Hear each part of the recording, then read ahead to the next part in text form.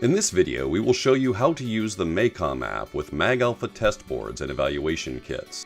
But before we jump to the software, let's take a minute to discuss the required hardware and list the different boards and kits available. To use the Macom app, you need two specific items. 1. A sensor front end to measure the magnetic angle.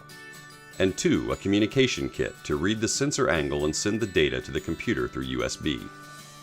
We currently provide three different types of sensor front ends: EVKT-knob, TBMA-RD, and TBMA-LT. The knob evaluation kit, or EVKT-knob, is the perfect choice for beginners, people not familiar with magnetic angle sensors, and software developers. This kit is a ready-to-use magnetic setup, which includes the sensor board, a magnet mounted in end-of-shaft position, a knob, and a spare magnet. The MagAlpha test board, or TBMA, are delivered without magnets, connectors, or knobs. They are targeted to be used with an already existing magnetic setup. These boards can either be connected to the MagAlpha communication kit or directly to your own setup. The MagAlpha test board, or TBMA, have identical features but two different form factors. A round board, perfect for end-of-shaft applications, and a very versatile long board, which allows side-shaft applications. The MagAlpha communication kit, or EVKT-Macom, reads the angle from the sensor front end and sends the data to the computer through USB. This kit includes a microcontroller board, an EVMA connector board, a TBMA connector board, a set of ribbon cables to connect the kit to the sensor front end, two spare female connectors for test boards, and a USB cable. We will now detail the hardware setup procedure to connect the sensor front end to the communications kit. First, choose the connector board that corresponds to the sensor front end you're using. For test boards, use the TBMA-CON board. For the knob evaluation kit, use the EVMA-CON board. Then, plug the board on the microcontroller interface. Be careful when you connect these two boards together and make sure that all connector pins are properly aligned. Check also that the jumper is connected on JP1. For the knob evaluation kit, you can directly connect it with a ribbon cable. For the test boards, you'll need to solder the connectors first. Be aware that the Macom app only requires the CN1 connector to work. This is due to the fact that both power supply and SPI signals are connected to the CN1 connector. So unless you need other signals on your setup, you don't need to solder the CN2 connector. Once you have soldered the connectors, connect sensor front end CN1 to communication kit CN1 with the ribbon cable. Great, now we have a fully working hardware acquisition setup. Before we start, make sure you download and install the latest Macom app revision from our support webpage. Once the software is successfully installed, connect the communication kit to your computer with the USB cable and launch the Macom app. The angle reading should start right away. If that's not the case, please check your setup connections. It is possible to manually connect or disconnect the device by clicking on the USB connection icon on the upper left-hand corner. It is during this USB connection process that the software detects which sensor is connected. Based on that observation, the application will then reconfigure its interface to show only the available features. If we zoom on the angle display, we see that it is composed of three different areas. In the middle, we have a rounded angle value surrounded by the raw SPI input value at the top and the computed sensor resolution at the bottom. We will now go through the main features of the Macom app. Please be aware that some of these features are specific to some sensor models and therefore won't be necessarily available on your setup. For more information on the sensor available features, go to the MPS website and check the sensor specifications. To change the 0-degree setting, you can either enter a value, move the slider, or click on Set Current Angle to 0 button. You can also change the sensor rotation direction by clicking on the Reverse Rotation Direction checkbox.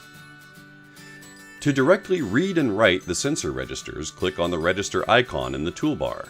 You can change the number representation by selecting between decimal, hexadecimal, and binary in the drop-down menu. To edit the register value, simply enter the requested value into the corresponding field and press Enter. In this example, we will set the MA730 0 degree setting to 0 by writing 0 on both registers 0 and 1. Some MagAlpha sensors, such as the MA800 family, can also emulate a push-button functionality. To do so, we use a configurable magnetic field strength detector with high and low magnetic field indicators.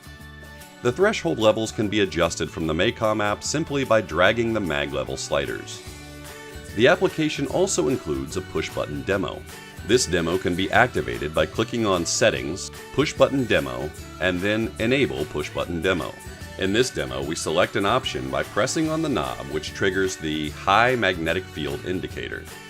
To unselect an option, pull the knob to trigger the low magnetic field indicator.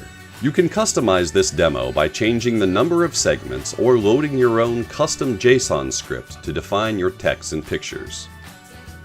The Macom app has two different tracking modes. The default is the slow tracking mode, which is well suited for knob and low speed applications. The other is the fast tracking mode, designed for motor commutation, encoder, and high speed applications.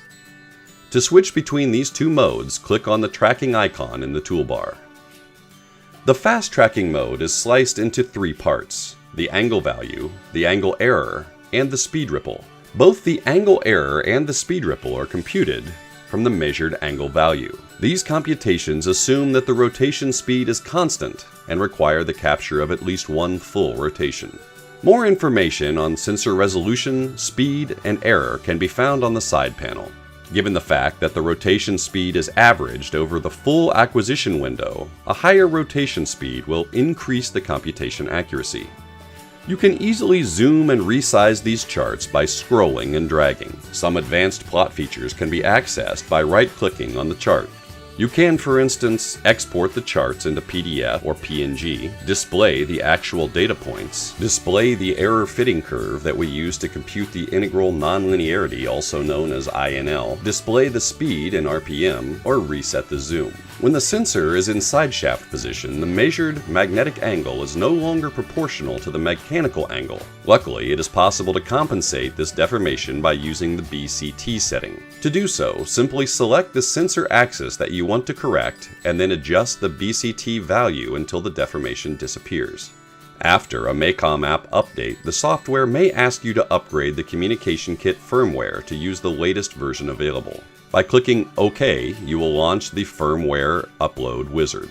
It is also possible to start the firmware update by clicking on the flash icon on the toolbar. Then you have to switch the microcontroller board to the DFU mode by removing the jumper from JP1. Warning: do not change the jumper settings while the board is powered. Be sure to always disconnect the USB cable before doing any board modifications. The next step will ask you to choose which firmware you want to load on the microcontroller flash memory. Usually, you need to select the firmware with the highest revision number. In our case, we will select the revision 1.2. Then click on the Upload Firmware to Flash Memory button to start the process. If everything goes well, you should see a green message at the end of the window saying that the new firmware image has been successfully loaded into flash memory. The last step requires that you switch the microcontroller back to its initial flash boot mode by connecting the jumper on JP1. Again, don't forget to remove the power before changing the jumper setting. Click Finish to close the wizard and return to the main window.